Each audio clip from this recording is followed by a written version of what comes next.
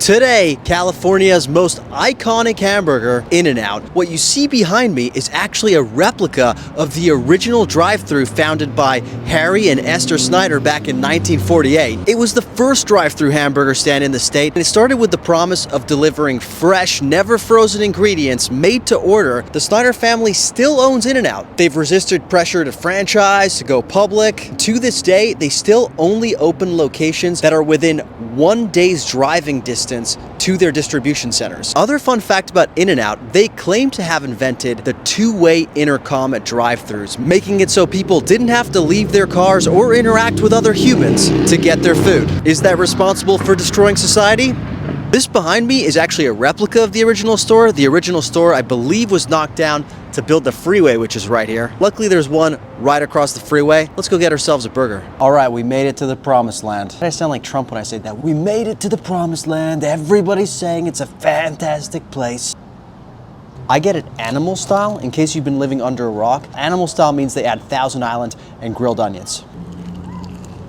Look, everybody knows about the greatness of In-N-Out. If you're not from California, I cannot tell you how many times people, when they hear you're going to LA or to Southern California, they literally lose their minds and are like, you have to try In-N-Out. And you always think, how good can it be? It's a burger, right? I've had burgers before. But you get here and it truly does scratch an itch that you didn't even know you had. It's so fresh tasting. The produce honestly looks fantastic. The lettuce they've selected for this, the tomato they've selected, gorgeous crunch to it. The pickles add the perfect amount of acidity. Meat's well seasoned. I wish it had a little bit of a crust on it. Perhaps I wish that the patties were a touch thicker. But guess what? It's so affordable that if you really want a thick bite of meat, just get yourself a triple or a quad. Another unsung piece of the In-N-Out burger that I love so much is that the way they toast their buns, the bun gets a slight bit of crunch and a slight bit of chew to it too. Just like a really pleasant texture. It is somewhat of a messy burger to eat.